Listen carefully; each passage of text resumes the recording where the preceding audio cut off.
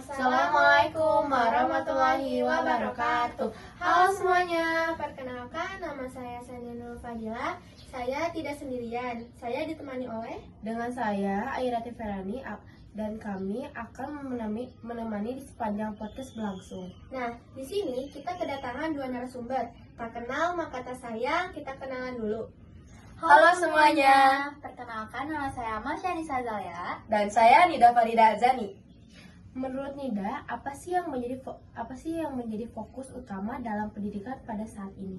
Menurut saya, fokus utama dalam pendidikan adalah memperkuat karakter agar peserta didik mempunyai karakter yang siap untuk menghadapi persaingan dunia, membangun inovasi dan pembelajaran yang lebih relevan. Pendapat Mausya gimana nih?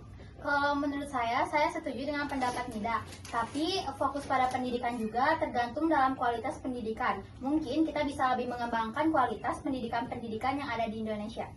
Fokus utama dalam pendidikan pada saat ini tuh sangat penting kan? Karena menurut kita Indonesia tuh minus literasi kan? Apa sih yang kalian tahu tentang pendidikan di Indonesia? Dan apa aja yang harus diperbaiki? Menurut saya pendidikan di Indonesia sangat kurang efektif, baik dari peralatan ataupun dari sumber daya gurunya ya. Ya mungkin yang harus diperbaiki adalah dari memperbaiki kualitas pembelajarannya, dari kurikulum, peralatan juga lebih baik diperbanyak gitu. Kalau untuk menurut Masya gimana? Benar banget sih, kayak kurang banget kualitas dari segi peralatan maupun sumber daya gurunya. Karena rata-rata di Indonesia tuh kayak lebih memperdayakan guru-guru yang berasal dari luar negeri ya. Betul. Rata-rata anak perempuan tuh selalu dapat kalimat kayak perempuan tuh ngapain sih belajar tinggi-tinggi padahal nanti juga ada di dapur. Nah, pendapat kalian tuh sebagai perempuan ngedengar kata kalimat itu tuh kayak gimana sih? Untuk pendapat dari aku sendiri sih ya, sebenarnya itu tuh kalimat yang mungkin bakal melemahkan pemikiran dari para wanita ya. Jadi yang membuat mereka tuh takut untuk mengejar cita-cita lebih tinggi lagi. Tapi kalau untuk diri aku sebenarnya kata kalimat kayak gitu tuh sebenarnya untuk dijadikan motivasi ke depannya biar para wanita tuh lebih berkembang lagi sejauh yang mereka bisa. Kalau menurut sumber satu bagaimana? Menurut saya sama seperti Masya, dan kalau misalnya perempuan dipandang rendah seperti itu adalah bakal memunculkan banyak sekali patriarki ya. Kayak banyak di berita-berita ada laki-laki yang memukul karena Merendahkan perempuan. ya betul, seperti itulah dari saya mah. Gimana sih cara meyakini bahwa banyak perempuan di luar sana yang bisa berkembang lebih jauh?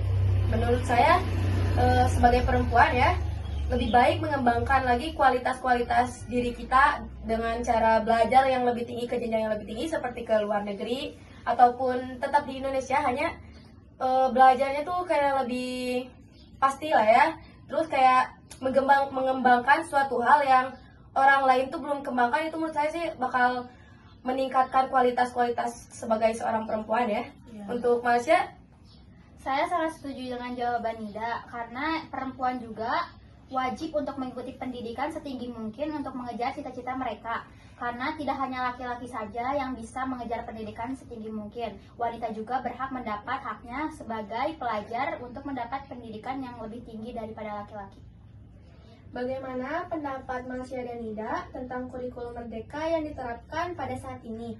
Apa itu memengaruhi perkembangan anak dalam dunia pendidikan atau bahkan hanya membuat penurunan dalam dunia pendidikan?